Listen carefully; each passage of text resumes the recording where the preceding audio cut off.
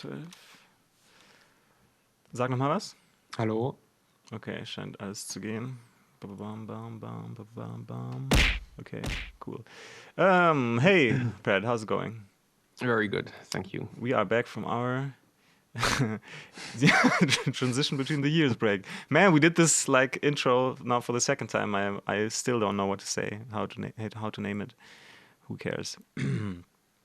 Yeah, I'm sorry for the long break, but here we are again. So, and I think you were the first to begin with the Fallout Journal episode 8, your story thing. Yeah. Should I start the video, Yes, or do you want to introduce it? it? You can start the video and then go ahead to 4 minutes and 28 seconds. Okay. So you're prepared. I was very confused. It's like almost at the end of the video again. 4 minutes 28 seconds. Yeah. Here, about here.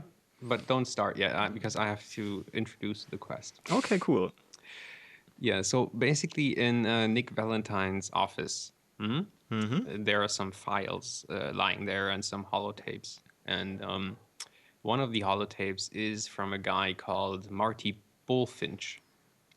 And Marty Bullfinch is an old friend of Nick Valentine. And he asks Nick Valentine if he wants to partake in a little treasure hunt. Oh. And he talks about an ugly grasshopper statue on the top of Finwheel Hall. Right? And he says that there is a note written in that grasshopper which will lead to a treasure.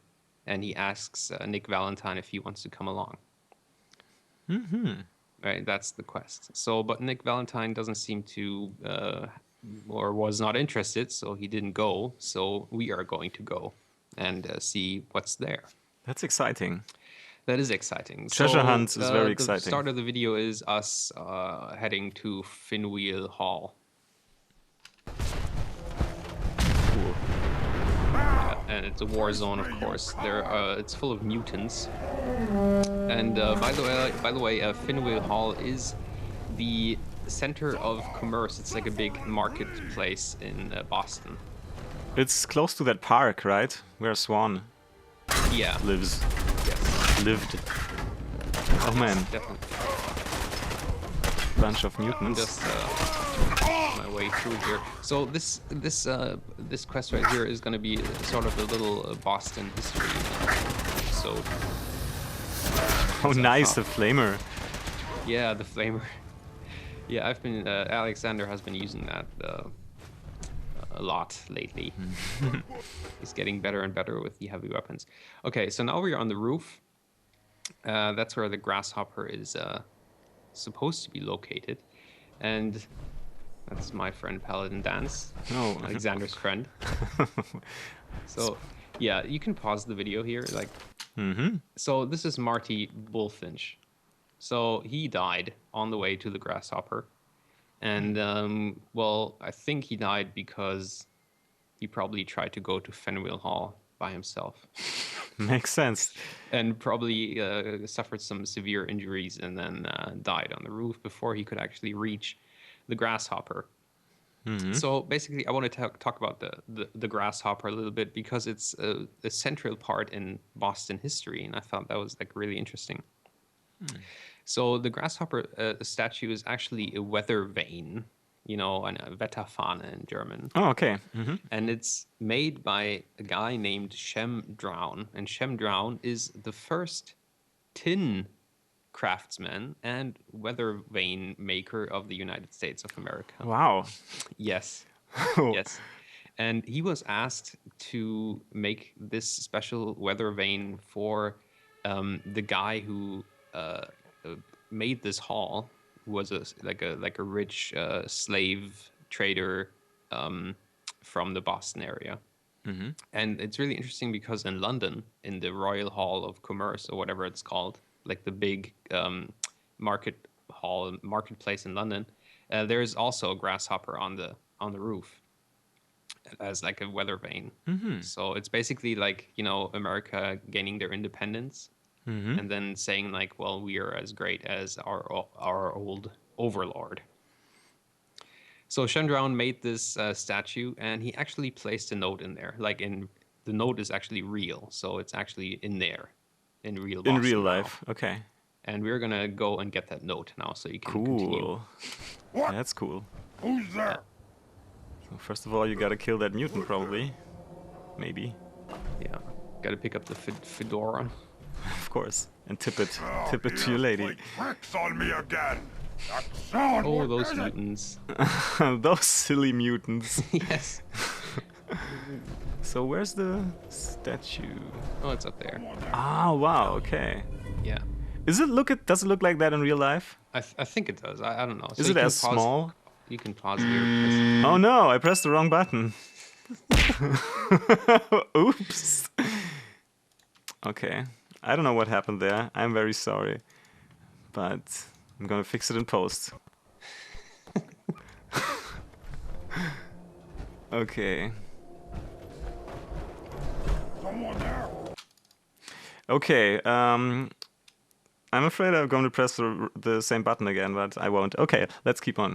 Hell yeah. Yeah, we gotta look at the note. Yeah, there it is. There you go. So basically, this is actually the exact same note that is in there now, and it's made by Shem Drown's son, right? Because there was like a big earthquake in Boston, like a couple of years after where the vein was made, and it crashed down. And because Shem Drown was already dead, the Boston Council, whatever, they asked the son to craft it again. So he puts in that note, and it says like, okay, made by my master, blah blah blah. And then he goes, if you continue and play again. Yeah, come on, go to the next page. Is it like a poem almost? Yeah, it is like a poem, yeah. Okay. Okay, am I going to the next? Oh yeah, there it is. And it says like old master's son, Thomas Drown, that's the son, right? Mm-hmm. And then the last paragraph is actually not real. That was added by the developers or the story writers. Because it says, on the banks of the Charles, where forever rests Master Shem, there one can find a life's worth. So basically that's where the treasure is located. Oh, that's a cool treasure hunt. Yeah, and there is actually like a cool backstory to this, because 200 years after this note was placed, right? There was like a heist to rob the grasshopper.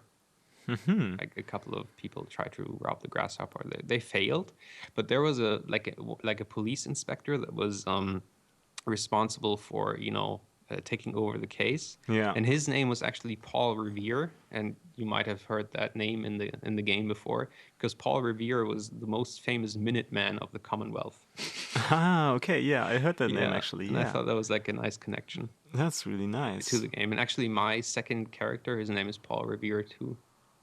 Ah, how did you come across all these real life references? Just by accident, and you looked them up, or did you have a hunch that this kind of stuff exists in Boston? Yes, I had a hunch that this was that there might be actually, because there's a lot of places that are like that exists in real life. Yeah.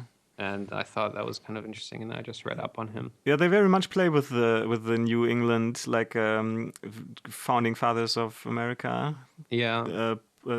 History of the place, Boston and the surroundings, right? So. Yeah. Oh, it must be so cool to play this game when you're actually from the area. Oh yeah, I think so too. That Yeah, must be. I remember there was like I don't know, in Call of Duty Modern Warfare 2 or something. There's a level where you fight in Hamburg Harbor. Really? And you go up to the midtown, and it's really funny because they actually made an effort to make it look like it. Oh. So you actually play the level, and you really think you're in Hamburg fighting against, I don't know, Chinese invaders or something. In which game?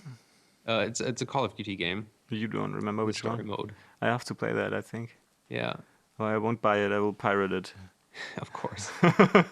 Okay. Should I keep on? Yeah, going? so now we are going on the treasure hunt, which didn't exist, of course, in real life. There's no treasure. Yeah, of course. Yeah, we go on the treasure hunt.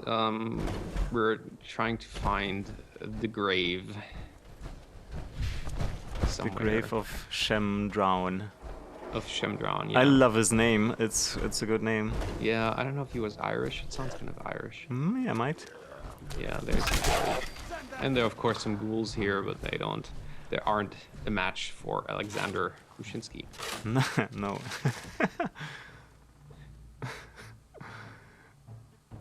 Yeah, Shemdran was actually like an artist. He made a lot of famous metal stuff.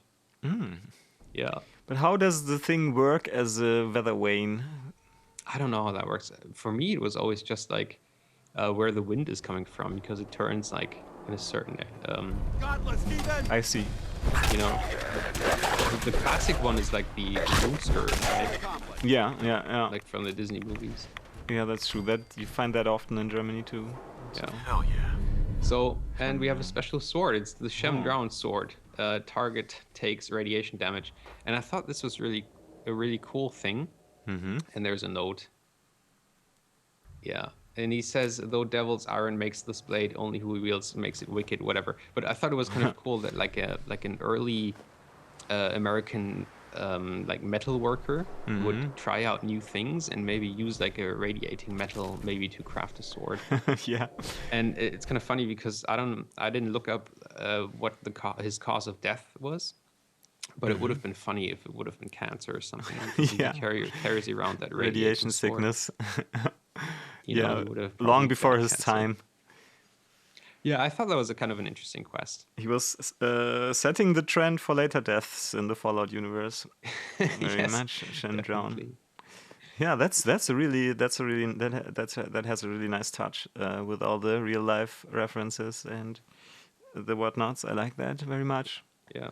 So your other thing, tell me when the I other should quest start. is a Brotherhood quest. We are sent to, or Alexander is sent to Fort Strong, which is occupied by mutants, but there are a lot of resources that the Brotherhood might need to fight the war. So we are getting the quest to go there and clear it out of the mutants and save those resources. Okay. And this quest is gonna give us a lot of Fallout 4 lore. Cool. Okay.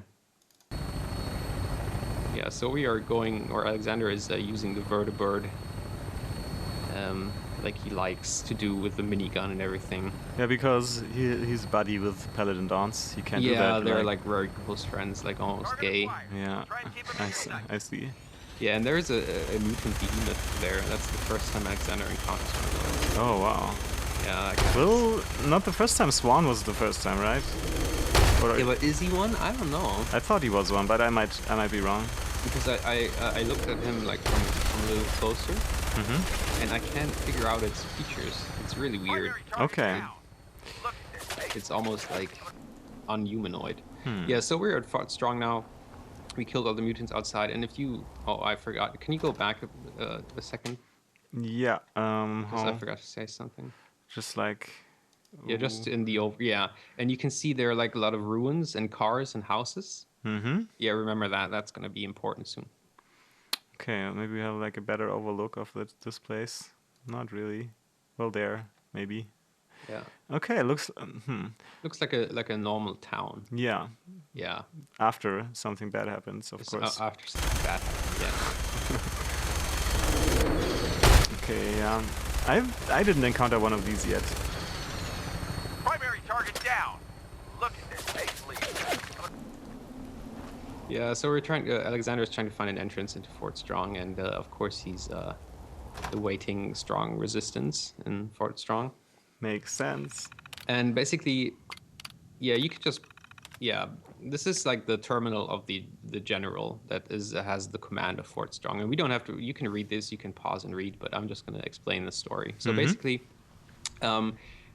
Fort Strong was at his peak during the war with China, and there are they're responsible for developing the Fat Man launcher. Oh. and the power armor. Oh. And the general, he separated his staff into 2 teams. One was responsible for the power armor, and one was responsible for the Fat Mans. And the power armor worked really well. It was shipped to the front, and it was like doing really good, right? But the Fat Man had problems because the Fat Man the projectile didn't go far enough to be safe for the soldier firing it. Yeah. So they were trying to, experiment more to make it work. And basically, they constructed a whole town in front of Fort Strong to test the Fat Man's devastation on normal civilian buildings. Right? Just kind of, I don't know how you say, pretty gruesome. Yeah. Well, nobody lived there, right? Nobody lived there, but I mean, they're testing it against civilians. You know what I mean? It's like, Yeah, they want to use it yeah. against civilians, I so see- they're I trying see to your create a point. civilian scenario. Definitely true. Yeah. And he has this funny phrase in here. He says, like, well, we are using simulated soldiers to fire this, is what he's saying, right? To, test it, right? They're using simulated soldiers. I don't know how they did that, Yeah. but they're using simulated soldiers to fire this thing. And like soon after, in the basement of Fort Strong, in the scientific places, we get another terminal from one of the scientists working on the Fat Mans. And he, of course, has a completely different view on the whole thing.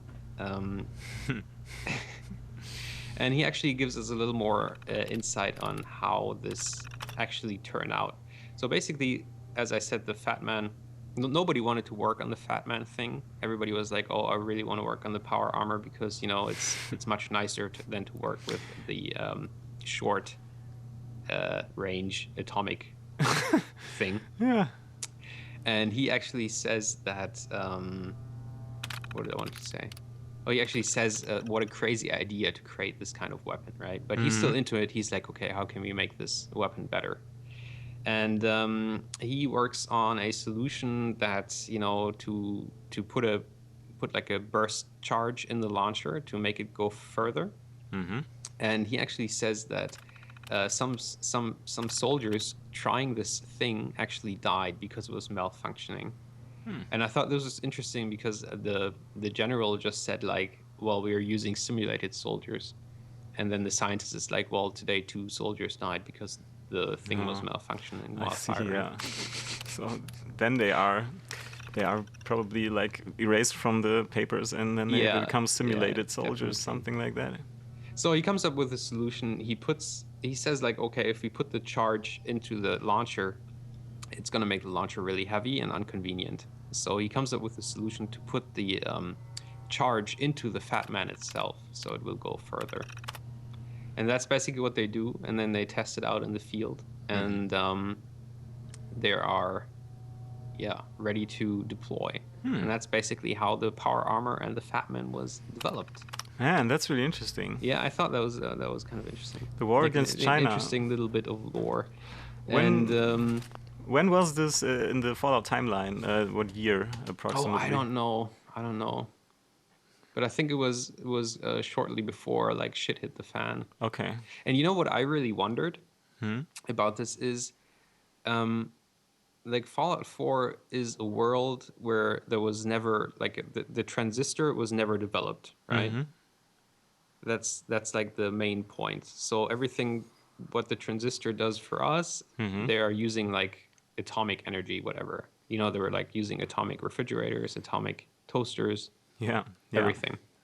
So, but I still thought it was kind of weird, because if you create, like, a weapon like the Fat Man and you use it in, like, small scale battles, aren't you risking that the whole thing will escalate? You know what I mean? Yeah. If you use such a gruesome weapon, like in normal conventional war. Yeah. That's definitely risky. I know what you mean. You know what I mean? I mean, it's like, I don't know. Yeah. It's like using, like, biological or chemical weapons. You're like, if somebody would do that now, you would probably have the whole world, like, bashing on you. Yeah, I think that's true. You would probably not only risk like more, like you would like enter a new level of war, probably. Yeah, Something like I that. remember that for example, Israel was saying that if anybody launches like chemical weapons on Israel, they would how do you call that? Not take revenge. How do you say it? Retaliate? Yeah, they would answer with nuclear weapons. Oh, okay, yeah. So basically, you know, Yeah, so yeah, I mean, if you like go one step further and further in your warfare, then at some point your enemies will just like up the game too. You know, that's Yeah. just the way war goes. I think so. Yeah. You're true. So you're right. until mass destruction, as Yeah. you've seen in So, the but Fallout. then it makes sense in the Fallout universe because that's what happened basically. Yeah. So Yeah. So Okay. and basically, should I continue the video? you can continue the video because now Elder Maxon is going to give us some more insight on his Outstanding work at plans. Fort Strong, Okay. soldier. It was a piece of cake. David Glad Beckham, you feel mean? that way, Yeah. because it only gets more difficult from here. In order to bring the Institute to its knees, we need to use every weapon at our disposal. I try to supply my soldiers with the best. That's why I'm giving you these. Signal grenades can call a vertibird to your location when you need aerial transport. That's Simply convenient. throw one to the ground, and the vertibird will hone in on the unique electromagnetic smoke it emits. Once you're aboard, use the map on your Pip-Boy to interface with the pilot's navigation system, so he'll be able to take you wherever you need. I haven't tried these yet. Will the vertibird stay and help me fight? I'm afraid I can't spare a fully armed gunship for this task. A standard transport will have to suffice. Of course, nothing's stopping you from using the door gun while in flight.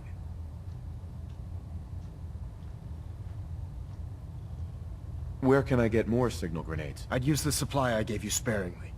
These devices are far more complex than a standard smoke grenade. Should you need more, you should acquire them from Proctor Teagan. Thank you, Elder. I'll make good use of them. I expect that you will.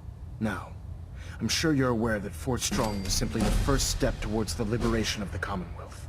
An even greater task lies ahead. By now, I'm sure you've deduced that our arrival in the Commonwealth wasn't coincidental.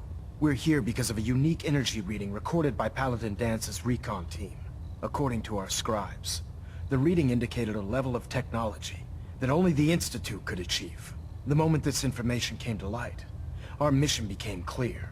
The Institute, and everyone responsible for the creation of the synths, must be eliminated at all costs. To accomplish this goal, we need to locate the Institute's headquarters. I've had our scribes meticulously searching the Commonwealth, but they've come up empty-handed.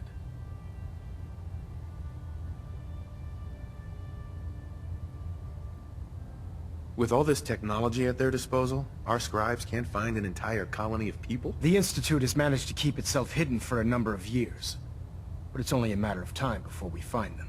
I want you to get out there and become our eyes and ears on the ground.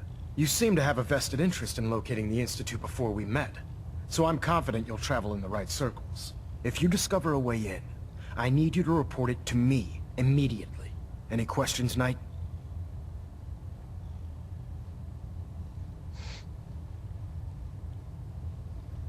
What about those energy readings that Paladin Dance's recon team detected? Our scribes are confident that the energy readings are from Institute technology, due to the unusually high frequency.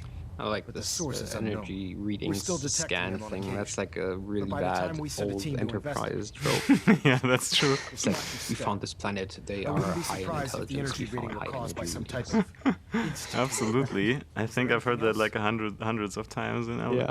in the Aren't original there any series. pre-war records about the Institute that might help us? Our records indicate that the Institute was born from the remnants of a pre-war educational facility. The Commonwealth Institute of Technology. Oh, wow. The ruins of the facility are at the center of the city, but we've already searched them thoroughly. The location appears to have been abandoned long ago, so it appears that the trail ends there. Anything else, Knight? Not right now, Elder. Very well then. Dismissed. Yeah, so that's basically it. What I Cool. found really interesting is that that if you join the Brotherhood, you get more or less a way to play the main story. Mm-hmm. You know, it's almost like a side path. That's true. Yeah. to playing the main story, because I mean you were doing the same thing more or less than Yeah. if you go the Piper Valentine route. I kind of thought about that just now. It seems like it's something like that, and I find that interesting too. So you're a knight now, and you're fully committed to the cause.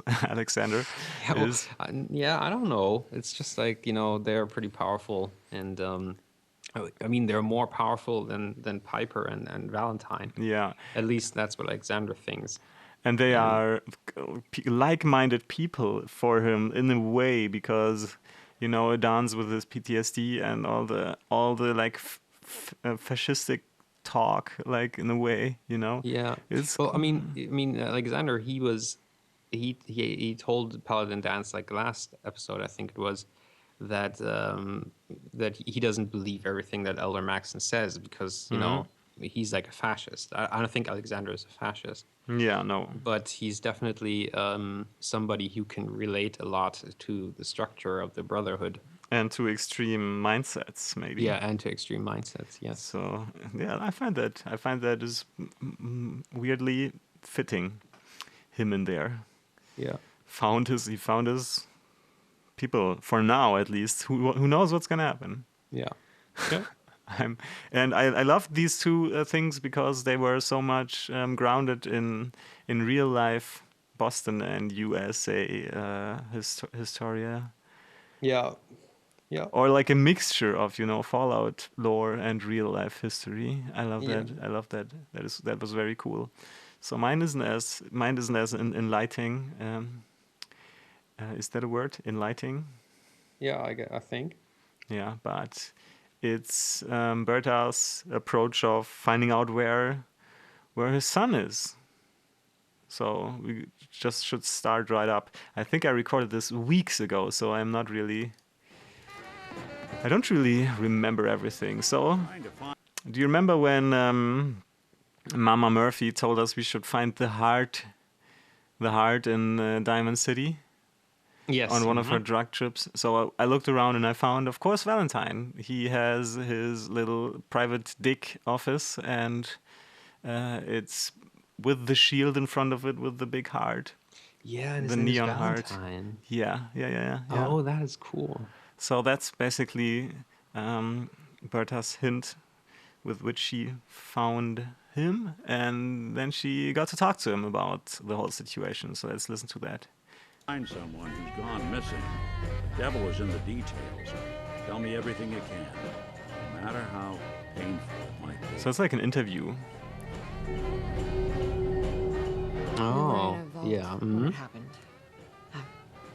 Vault 111. So yeah, she goes through everything that happens. I mean, we all remember what happened because we saw it. And then in the end, the two of them come to a conclusion, which is... my timing is not as good as I hoped it would be. I like how Kate's Bald in head. the background. Yeah, This is left eye. she's dancing. It couldn't be. You didn't hear the name Kellogg at all, did you? Kellogg? Do you think he has Sean? Way too big of a coincidence. Ellie, what notes do we have about the Kellogg case? The description matches. Bald head, scar, reputation for dangerous mercenary work, but no one knows who his employer is. And he bought a house here in town, right? And he had a kid with him, didn't he? Yeah, that's right. The house in the abandoned West Stands. The boy with him was around 10 years old. Boy? It's Sean. Yeah, I You mean, said he lives here? it he's could still be, in right? town? They both vanished Oh, yeah. a Who while knows? back, if I'm I remembering mean, right. we saw your House is still encounter with Kellogg already, I'd so take a walk over to Kellogg's you're a little last further in the known story address. already. So, but See if we can snoop out where he Yeah. went. Nick. but yeah, of course we wanted to look at this property, at this house, and see if we can find anything in there. Professional. Kellogg's or Valentine's description of Kellogg does sound like he could be the man we're looking for. Although I find that to be very, very like a lucky coincidence, you know? Yeah. Yeah. More than just you. But He yeah, lives there. And exactly. Yeah, The MO is in all of the Commonwealth. Leading a small team to kidnap a baby and leaving one of the parents alive for later? Not many mercs in the Commonwealth can pull that off. So, trying to get inside. Here we are. Keep an eye out, will you? See if I can get this open. No one coming, Valentine. Come on, Heck be of a quick lot. about it. Hide, Yeah, of course the lock was too hard to pick, and at that point Berta wasn't really Don't think I can pick able this. to pick it either. So we Yeah, had to Kate find. could have picked it. Yeah, Kate could have picked it, but I didn't know at the time, man. That's so she ridiculous. By the she way. could have just opened her mouth and told me. Yeah. Damn, girl. So we had to find that key, and I saw that safe in the mayor's office, which had a lock I could pick, so I looked inside there. And lo and behold, everything we need. Kellogg's house key is in there.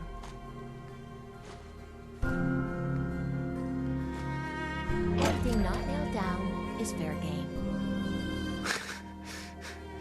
And yeah, of course, that dress couldn't be left there. I'd love to talk, but I have matters to attend to. Yeah, that's good. Mayor Go there. McDonough.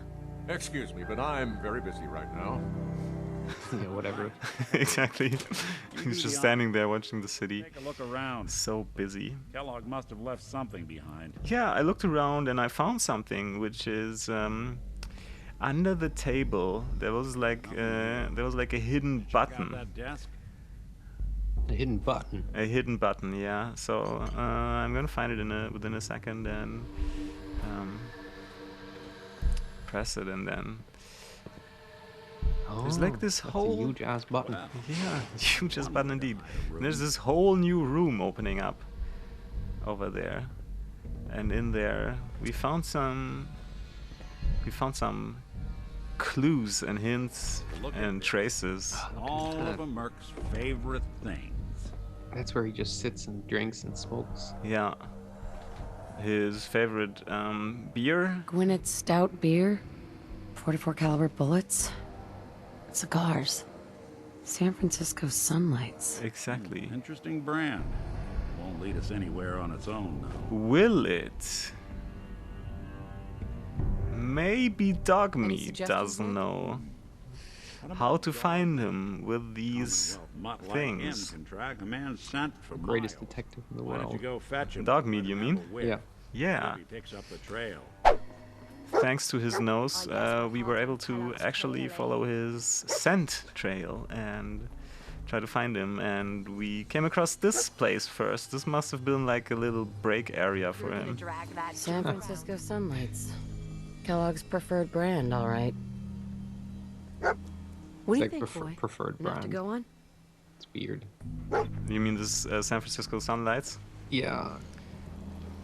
Because you would think like there aren't that many companies making cigars in the wasteland. Well, that's true, yeah. But they could be from the old world, so. That is true. So next I found these blood splatters and was looking around, This Kellogg and bloke certainly isn't making this easy, is he? other than the blood splatters, I thought, well, okay, there must be something else here, but what could it be? And then I saw it, and it's this piece of rag, Bloody like bandages. Dog meat can track this.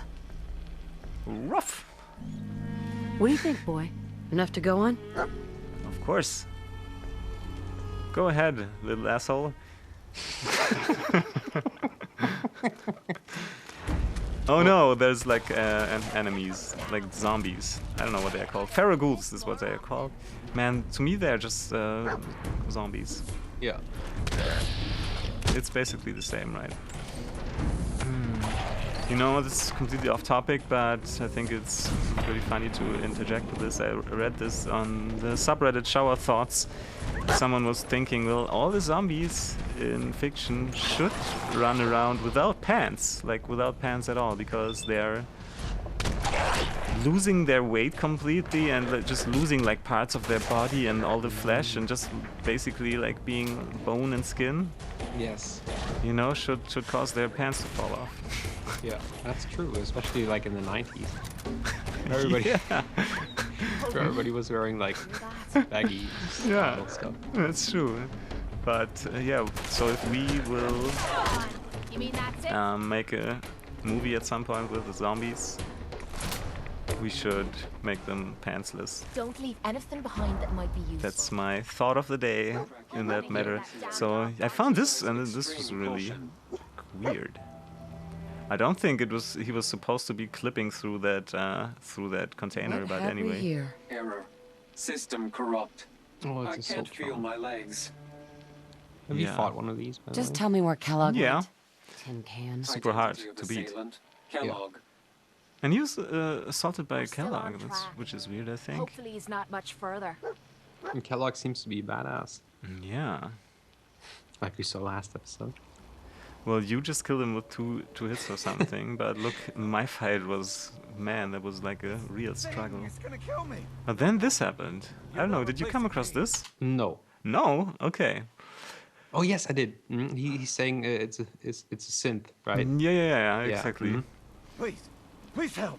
I don't want to die. Shut your mouth. or I Well, I recorded this pretty early on, you know, but I wanted to show other stuff that I played later on in the game first in our earlier journals. So this was basically the first time I came across this phenomenon of a synth looking like a human counterpart and like being basically almost like it looked like he wanted to replace him, you know? Oh, it's like a doppelganger. Yeah, exactly, like a doppelganger. So look at how the situation plays out. I'm going to talk about it This later a guy's little bit. synth, and he's gonna kill me and replace me and my family. Oh God. My Oh, this is like a Don't trope you too, dare right? bring them up. Oh yeah. He's the synth, and he wants to replace me. Please, you gotta believe me. And not only the whole situation, but this switching around when every one of the two says that the other one is the synth, and you try to tell the same thing to the third person. That thing do this. Hey, I'm on your side. I just need you to tell me the truth. Then maybe I can help. You're with the Institute? Look, this guy knows I'm a synth. So just help me take care of him, all right? Otherwise, I'm gonna be in a lot of trouble.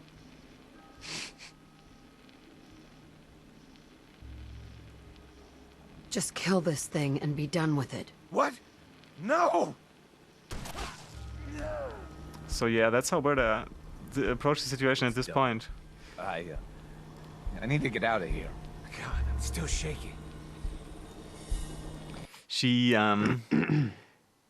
she's not too friendly with the idea of a synth going out there, going to his human counterpart, trying to be like all doppelgangery and trying to replace him, you know? Yeah. I mean, understandably, but I think that there's actually more depth and more complexity to the whole situation.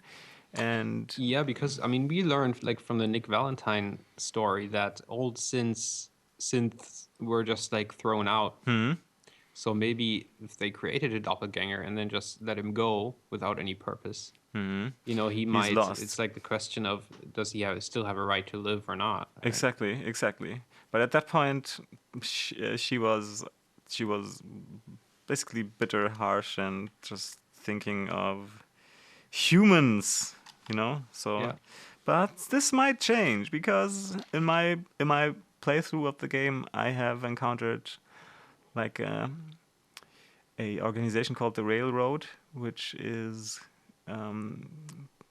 fighting for synth rights. So we will come to that later, I think, in one of the later journals. And I find that one of the most fascinating parts of the story. I mean, it's completely sci-fi megatrope land, but I still love that stuff. Like, What do you mean artificial intelligence? And, Yeah. like the right to exist, or what is sentient, and what has like the rights that we as living organisms have, you know? yeah. Or what does like differentiate us from them, or whatever, you know? These kinds of Yeah. questions. So, anyways, come back to that later probably. Yeah, Art just goes away. He's just okay. I'm gonna go in that direction. Oh no, that's not the way home. I'm gonna go in the other direction. Anyway, let's keep on looking for Kellogg, shall we? Yeah, and then I came to that Fort Hagen where he's supposed to be. Well, I didn't know that at the time, but dog meat just tells me basically no. Yeah, it's kind of hard to find an entrance to Fort Hagen. Yeah, it was. But I managed, and I didn't include that in the video, I think, because Is this the place? I wanted to keep it short.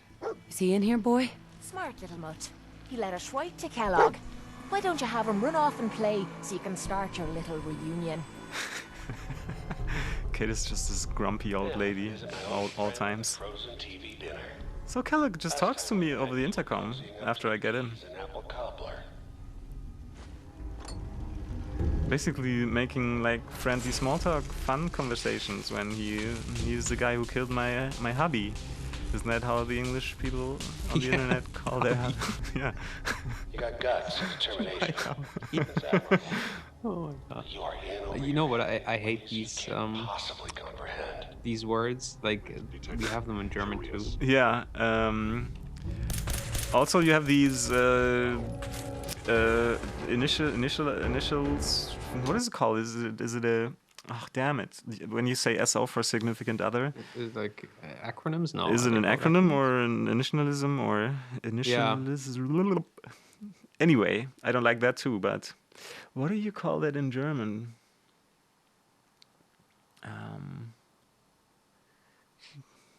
Ah man, you're looking for that word too, right? Yeah. Ah. Anyway, we'll maybe come across that later in our minds. Maybe not.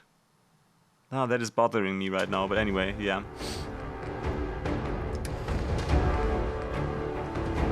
And I hate these words too. It's I shouldn't use that. Anyway, the synths really, I really struggled fighting against them at that point, man. Yeah, their weapons, they do like very little damage, but they fire very quickly. Yeah. It's very annoying. And at that point, I was completely like under-equipped for that quest, under-leveled probably too. And then I found that. I always like to include when I find these because they are my bread and butter in the way I play. And then I came across Kellogg, and he wanted to talk, so we talked. Funny, huh? You murdering, kidnapping psychopath. Give me my son. Give me Sean, now! Right to it then, huh? Okay. Fine. Your son, Sean. Great kid. A little older than you may have expected. But I'm guessing you figured that out by now. But if you're hoping for a happy reunion, ain't gonna happen. Your boy's not here. God damn it, you mercenary motherfucker! Where is my son? What's the cliche? So close, but yet so far away?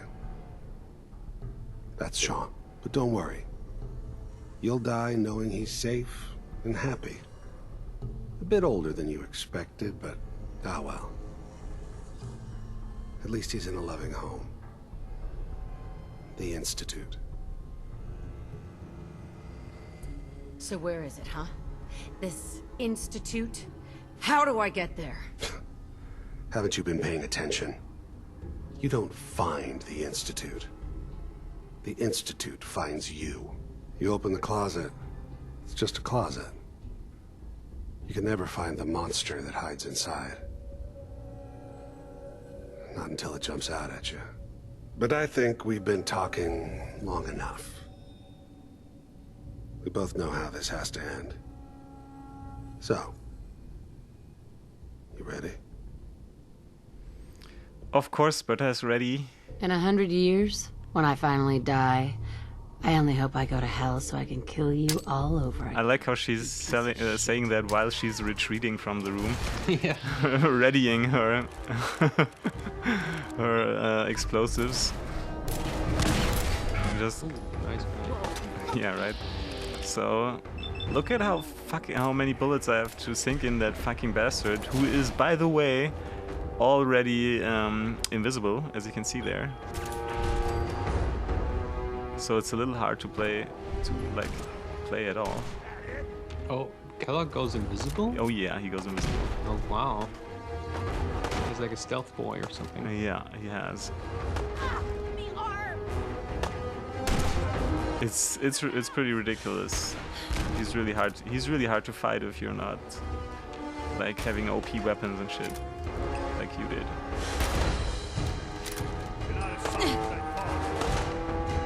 And his damage output is really high also. This little special gun he has. Yes. And he's throwing grenades left and right. It's really ridiculous. So yeah, then he decides to come at me and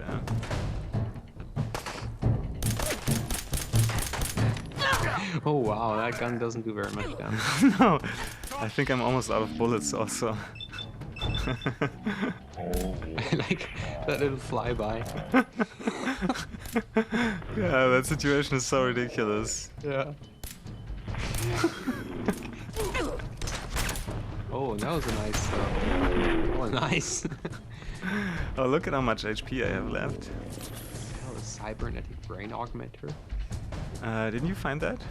I don't remember. Maybe I just picked it up. I think you did find that because you need it for the next quest in the main quest line, actually. You were barely human. It's funny, right? It's like deadly premonition.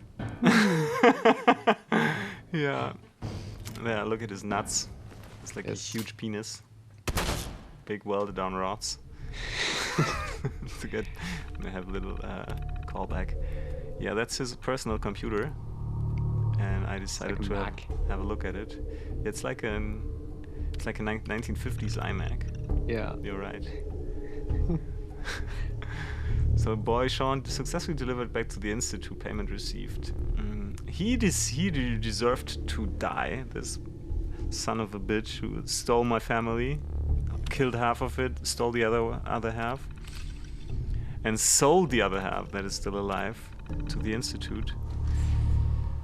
So yeah, so it looks like we have to go and check for Sean at the Institute at some point. So I think to end this episode with my future plans for this journal, I think I will concentrate on 2 big things and then just little stuff that comes along the way and is like really fascinating to me.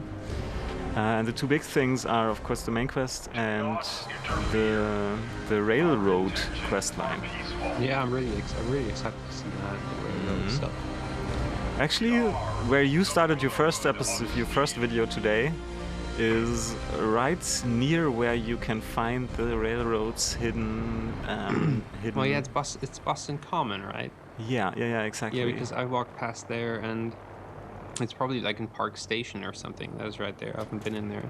It's very close to that, yeah. Okay. Park Station is where you start the... It's a little bit like... what is Schnitzeljagd called in English?